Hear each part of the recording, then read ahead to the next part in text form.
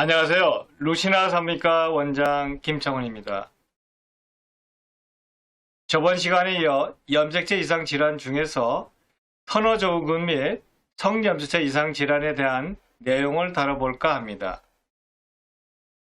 염색체 질환은 기형 중에서 매우 심각한 기형인데요. 오늘은 성과 관련된 성염색체 수적 이상으로 오는 질환들에 대해 이야기할까 합니다.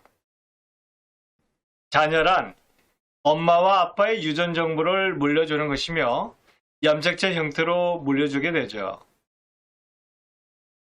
이 염색체 안에 유전자가 있어 부모의 형질 그리고 생명 유지와 질병에 대한 정보도 들어 있습니다. 자녀를 만들기 위해서는 엄마와 아빠의 염색체 23상 중 하나씩 공평하게 그리고 손상이 없이 와야 기형이 아닌 정상적인 자녀가 태어나게 되죠. 쌍을 이루고 있는 염색체 중에서 하나가 오지 않아서 염색체가 45개가 되면 거의 유산으로 되는데요. 특히 상염색체인 경우 태어나지 못하게 됩니다. 그러나 성염색체 하나가 없는 경우인 터너증후군은 태어날 수 있죠.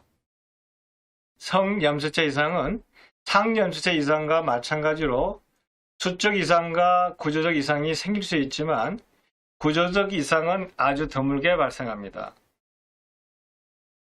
또한 성염색체가 하나 더 있는 삼염색체 질환에서 상염색체보다는 임상 증상이나 기형 정도가 경미하게 나타나죠.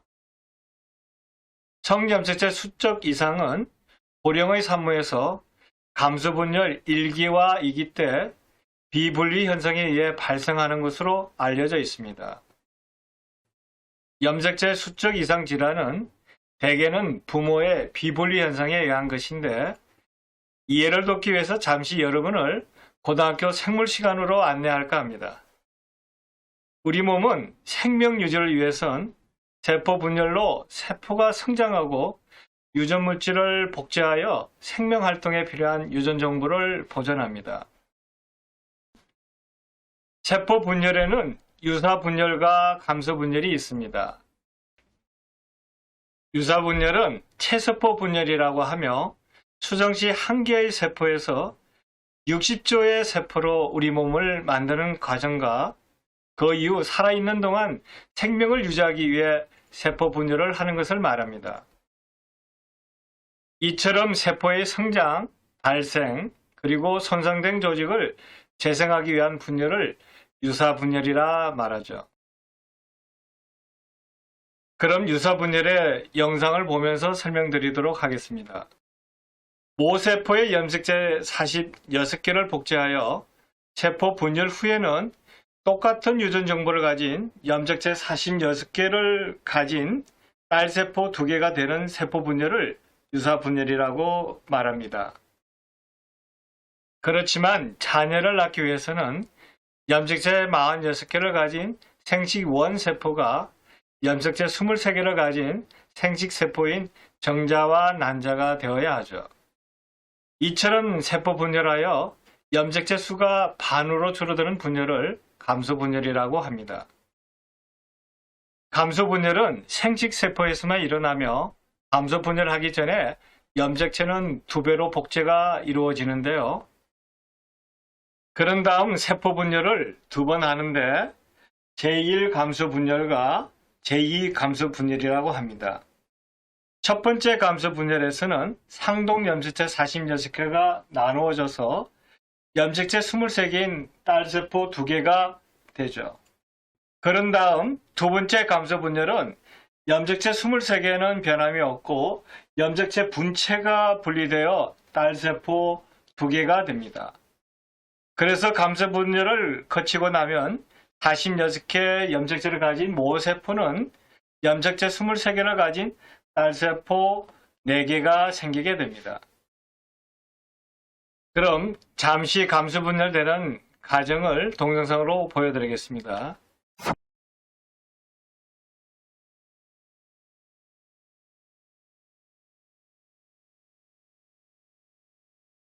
감소 분열로 인해 난자와 정자는 염색체 23개를 가지게 되며 이들이 만나 수정이 되었을 때 다시 합쳐 염색체 46개를 가진 하나의 세포가 되죠. 이 하나의 세포인 수정란이 유사 분열을 하여 다시 60초 세포를 가진 사람으로 변하게 되는 겁니다. 분열 과정 중에 염색체가 양쪽으로 똑같이 나누어져야 하는데 한쪽으로 몰려 염색체가 분리가 안 되는 것을 비분리 현상이라 합니다. 그림은 23쌍 중 분리가 안 된 한 쌍을 표현한 것입니다. 염색체 숫자는 이 부분이 쌍으로 있더라도 염색체 숫자는 하나입니다. 첫 번째 감소 분열 시 비분리가 되면 두 딸 세포 모두 염색체 숫자가 비정상적입니다. 염색체 수가 하나는 24개, 하나는 22개 염색체를 가진 딸 세포가 되죠. 얘들이 2차 감소 분열하면 얘들은 염색체 수가 24개인 염색체가 2개, 22개인 염색체가 2개가 됩니다. 그래서 첫 번째 감소 분열 시 비분리 현상이 일어나면 딸세포 4개 모두 비정상적인 상태가 됩니다. 만약 두 번째 감소 분열 시 한쪽에서 비분리 현상이 일어나면 50%는 정상 염색체 23개를 가지고 50%에서는 24개와 22개를 가진 비정상 세포가 됩니다. 이후 22개의 염색체를 가진 생식세포가 23개의 염색체를 가진 정상 생식세포와 만나면 염색체 하나가 모자란 염색체 45개가 되죠. 반면 염색체 24개인 생식세포가 정상 생식세포와 만나면 염색체 47개가 되는 겁니다.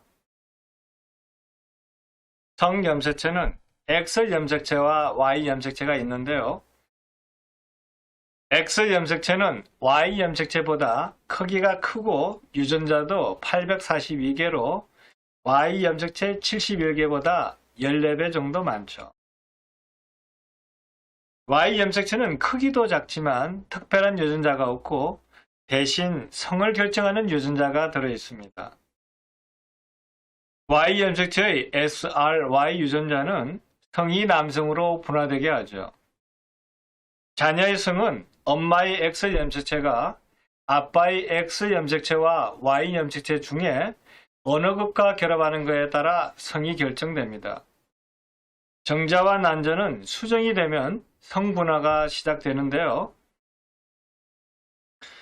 발생 6주까지는 원시 생식세포가 생식윤기로 이동하는데 이 시기에는 염색체의 성염색체와 Y핵형에 상관없이 미분화된 상태인 거죠. Y염색체가 없는 경우 태아는 발생 12주까지 난소로 발전하고 X염색체는 불활성화가 되어 외성기도 여성으로 됩니다. 하지만 Y염색체가 있는 경우는 Y염색체 안에 고환 결정인자인 SRY 유전자가 있어 고환을 성장시켜서 남성의 외성기를 발달시키고 남성의 성으로 분화가 됩니다. 그리고 성염색체에는 키와 관련된 키 유전자가 있고 Y염색체에는 키 유전자와 함께 Y 성장 유전자가 있어 남성이 여성보다 키가 큰 이유 중에 하나입니다. 그리고 성염색체 중 X염색체는 불활성화라는 매우 특이한 현상을 가지고 있는데요. X염색체가 Y염색체보다 14배 많은 유전자를 가지고 있다고 알려져 있죠. 그래서 여성의 X염색체 2개가 다 활성화되면 남녀 성의 균형이 깨지기 때문에 X염색체 2개 중 하나는 불활성화가 일어난다고 합니다. 불활성화된 X염색체는 약 10% 정도는 활성 상태로 남겨져 있어 X염색체 수에 따라 키 차이가 나는 이유인 거죠. X염색체 둘 이상일 때도 한 X염색체 빼고 불활성화가 일어납니다. 불활성화란 염색질이 고도로 응축되어 유전자 발현이 일어나지 않는 것으로 이 부위를 처음 발견한 머레이 바의 이름을 따서 바소체라고 하죠. 불활성화는 발생 초기에 무작위로 일어나며 이는 성염색체 돌연 변이로 인한 정상의 발현을 막아주기 때문에 성염색체 수의 이상이 있어도 태어날 수 있고 정상이 상염색체보다 경미한 이유입니다. 이러한 이유로 염색체 숫자상의 이상이 있으면 치명적이지는 않지만 여러 증상이 나타나고 X염색체 끝에 키와 관련된 유전자가 있어 X염색체 숫자에 따라 키 차이가 나는 이유인 거죠. 그럼 먼저 터너 증후군에 대해 알아볼까 합니다. 터너 증후군이란 성염색체가 2개 있어야 하는데 X염색체 하나만 가진 경우로 여자아이만 태어납니다. 터너 증후군은 1938년 미국의 터너 박사에 의해 처음 기술되었고 이에 대한 원인으로 성염색체와 관련이 있다는 것을 1959년 되어서야 알게 되었죠. 터너 증후군의 원인은 아직도 확실히 알 수 없지만 아빠 쪽 성염색체에서 하나가 오지 않은 전이의 실패로 보고 있습니다. 터너 증후군의 염색체 형태는 3가지가 있는데요. X염색체 하나인 단염색체 45X와 정상인 46XX와 또는 46XY가 같이 있는 모자이 시점, 그리고 X염색체 구조적 이상인 경우가 있습니다. 전통적인 터너 증후군은 염색체가 45개이고 성염색체 X 하나만 있는 단일 염색체입니다. 터너 증후군은 약 2,500에서 3,000명 중에서 1명 정도로 관찰되는 비교적 흔한 염색체 이상 질환인데요. 터너 증후군은 약 95%는 자연유산되고 약 5%만 태어나죠. 외형적인 특징은 모든 환자에서 저신장을 가지고 있습니다. 대부분은 3세 이후부터 정상아이보다 성장 속도가 떨어지기 시작하고 사춘기 이후에는 자라지 않죠. 그래서 다 자란 키가 140cm이며 다 커도 150cm 미만입니다. 작은 키에다 두껍고 짧은 목, 낮은 머리카락선, 외반주, 신장 이상, 신장 이상이랑 요로 기형, 림프 부족, 갑상선 기능 저하증, 그리고 손발톱 형성 부종과 같은 이상을 동반합니다. 생식샘 발육 부전으로 인한 난소가 없거나 흔적만 남아있어 여성 호르몬이 분비되지 않아 불임의 원인이 되죠.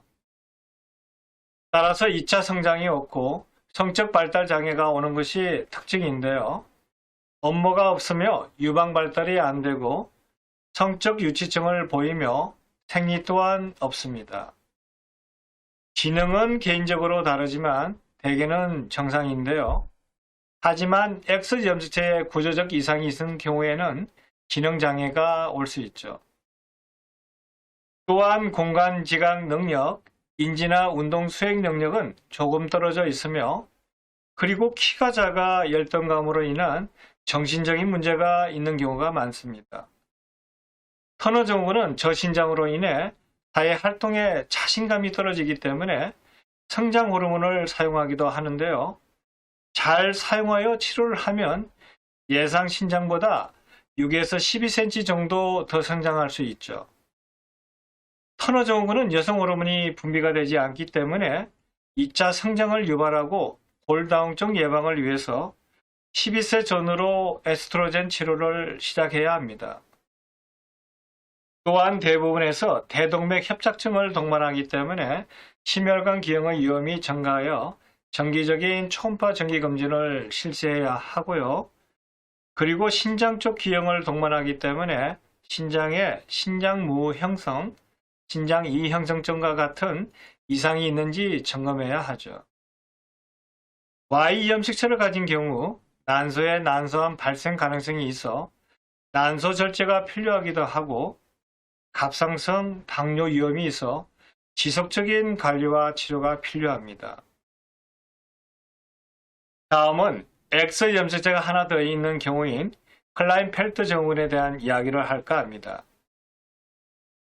클라인펠터 증후군은 1942년 클라인펠터 등에 의해 처음 기술되었으며 남성이 고환의 기능장애와 여성형 유방을 가진 경우를 이야기했는데요. 이를 1959년 제이콥스에 의해 원인이 X 염색체 하나가 더 있는 47XXY라고 밝혀졌습니다. 클라인펠터 증후군은 700에서 900명 출생 남아 중 1명 정도로 태어나며 수명은 정상인데요. 원인은 난자와 정자의 감소 분열 중 비분리 현상으로 생기며 염색체 24개를 가진 비정상 생식세포가 정상 생식세포와 만나 생기게 되죠. 클라인펠터 증후군의 성은 남성인데요. 사춘기까지는 외형적으로 정상이지만 사춘기가 되면서 분비되어야 할 남성 호르몬 분비가 안 됩니다. 남성 호르몬은 체세포를 분해하고 뼈 근육을 이루며 폭력을 도와주는 역할을 하죠. 따라서 몸이나 얼굴에 털이 없고 키가 크고 마른 체형이면서 모습이 여성에 가까운데요. 대부분은 불임이거나 정자를 생산하지 못하는 무정자증을 동반합니다. 이는 정세관 위축증으로 인해 생기며 따라서 고환이 위축되어 있고 성욕도 떨어지게 되죠. 클라인펠터 증후군은 외형적으로 큰 이상이 없어 모르고 지내다가 우연히 발견되는 경우가 많습니다. 고등학교나 대학교 때 2차 성징이 없어 발견되거나 아니면 결혼 후 아이가 생기지 않아 불임으로 검사를 하다가 발견되기도 하죠. IQ는 정상인보다 10에서 15 정도 낮으며 학습장애나 언어 표현 장애가 나타날 수 있습니다. 약 50%에서는 여성형 유방을 가지고 있으며 유방암의 위험도가 46XY 정상 남자보다 20배에서 50배 정도가 높죠. 사춘기 초기에 남성 호르몬이 적게 분비되므로 남성 호르몬 치료를 정기적으로 해야 합니다. 남성 호르몬 치료를 함으로써 신체적 발달을 비롯해서 골다공증을 예방할 뿐만 아니라 활력과 자신감을 불러일으키게 되죠. 대개는 불임이지만 드물게 모자이시즘이거나 고환에서 정상적인 정자가 있는 경우는 임신이 가능하기도 합니다.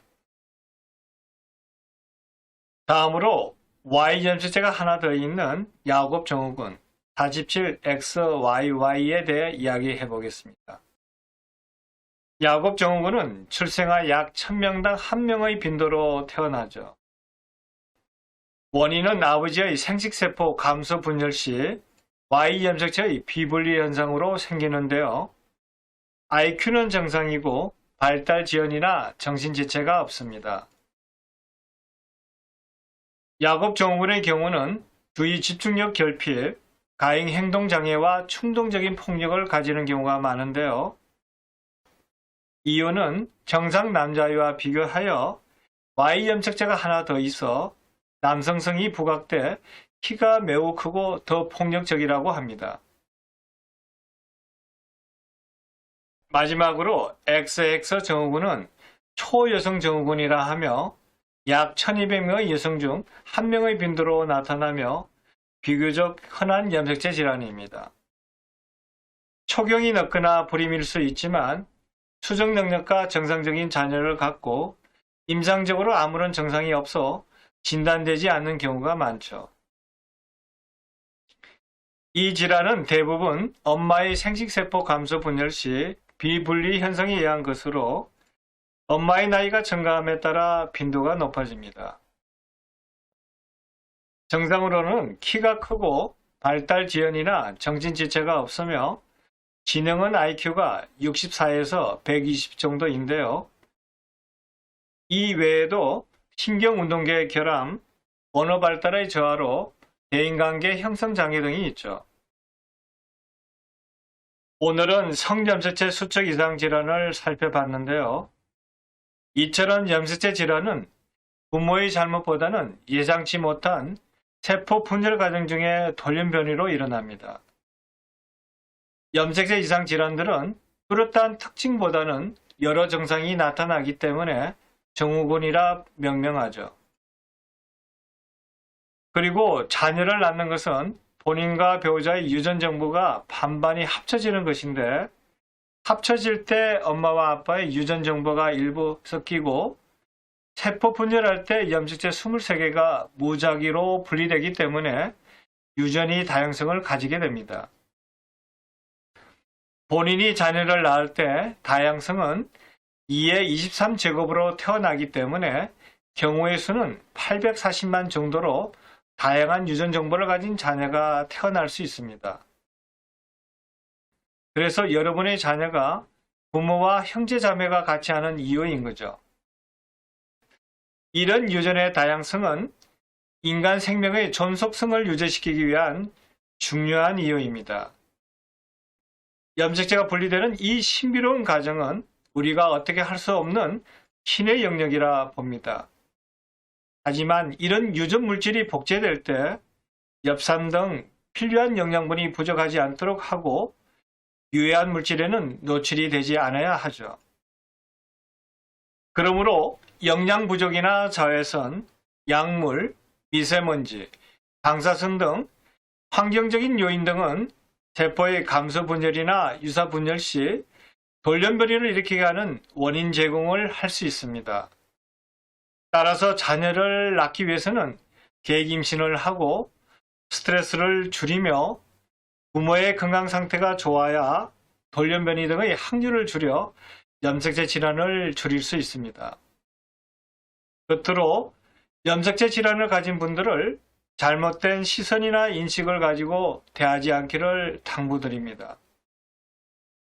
어쨌든 염색체 질환은 세포 분열의 돌발 사고인 돌연변이에 의해 생긴 것이죠. 그래서 염색체 질환을 가진 분들을 우리와 더불어 사회의 당당한 일원으로 살아가도록 도와주어야겠죠. 끝으로 오늘 강의가 임신을 계획하거나 임신부 뿐만 아니라 염색체 질환을 가진 분이나 가족들에게도 보탬이 되기를 바라면서 이만 강의를 마칠까 합니다. 오늘도 행복하세요.